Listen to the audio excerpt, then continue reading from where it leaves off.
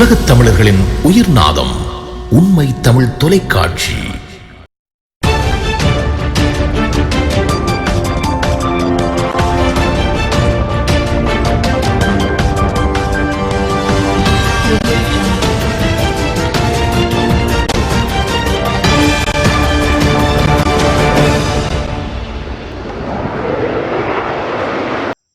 ஆம் ஆத்மி கட்சியின் தேசிய ஒருங்கிணைப்பாளரும் டெல்லி மாநில முதல்வருமான அரவிந்த் கெஜ்ரிவால் டெல்லி மாநில மதுபான கொள்கை தொடர்பான பண மோசடி வழக்கில் அமலாக்கத்துறையால் கைது செய்யப்பட்டு சிறைபிடிக்கப்பட்டிருந்தார்.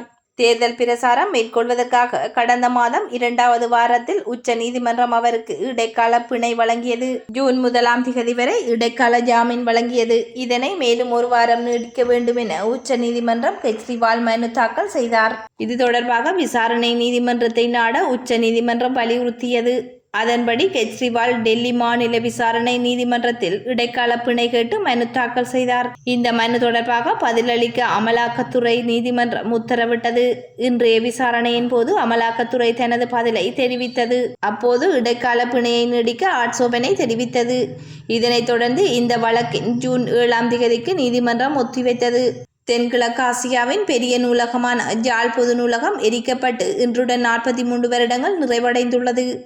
தென்கிழக்காசியாவின் மிகப்பெரிய நூலகமாக திகழ்ந்த ஜாழ் பொது நூலக எரிப்பு இடம்பெற்று இன்றுடன் 43வது ஆண்டுகள் கடந்துள்ளதனை நினைவு கூறும் நினைவேந்தல் ஜாழ் பொது நூலகத்தில் இன்று இடம்பெற்றது.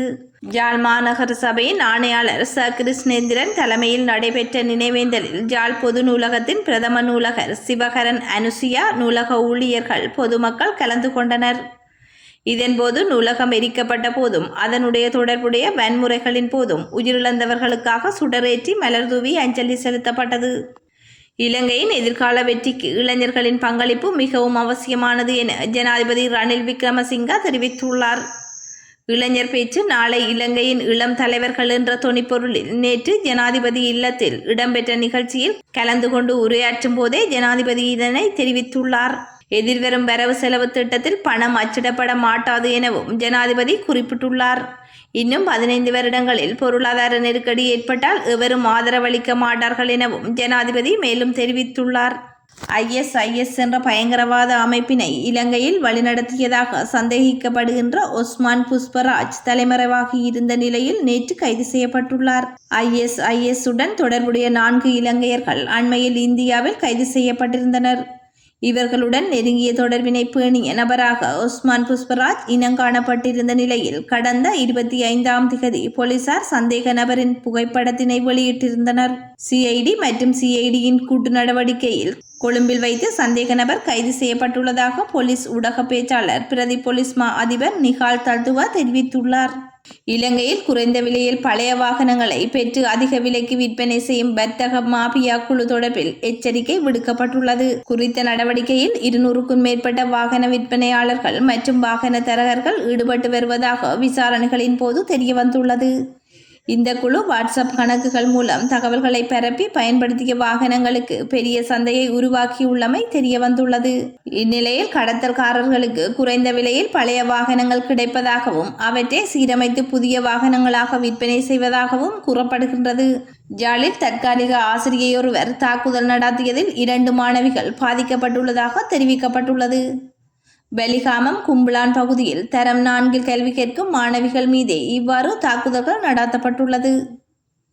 இது தொடர்பாக மேலும் தெரிய வருகையில் குறித்த பாடசாலையில் தரம் 4 வகுப்பில் 15 பேர் கல்வி கற்று வருகின்ற நிலையில் வகுப்பு ஆசிரியர் 5 மாணவர்களை மாத்திரம் கற்பித்துக் கொண்டு ஏனைய 10 மாணவர்களை கற்பிப்பதற்கு காப்போத உயர்தர பரீட்சை நிறைவடைந்த 20 வயதான யுவதியொருவரை 10,000 ரூபாய் சம்பளத்துக்கு பணிக்கு அமர்த்தியுள்ளார்.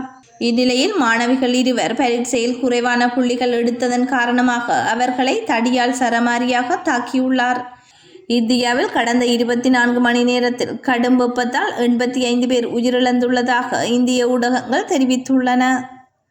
அந்த வகையில் ஒடிசா, பீகார், ஜார்க்கண்ட், ராஜஸ்தான் மற்றும் உயர்தர பிரதேசம் ஆகிய மாநிலங்களில் மரணங்கள் பதிவாகியுள்ளதாக தெரிவிக்கப்பட்டுள்ளது.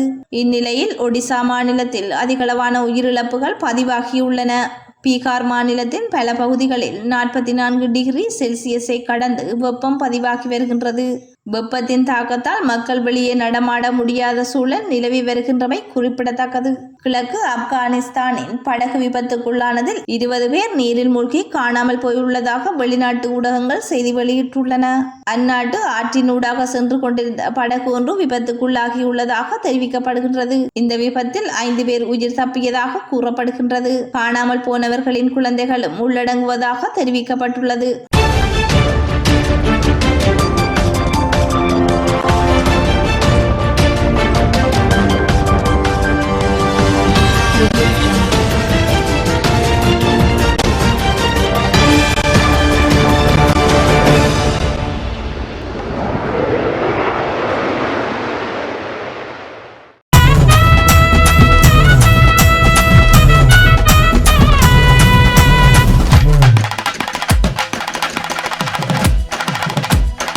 உலகத் தமிழர்களின் உயிர்நாதம் உண்மை தமிழ் தொலைக்காட்சி.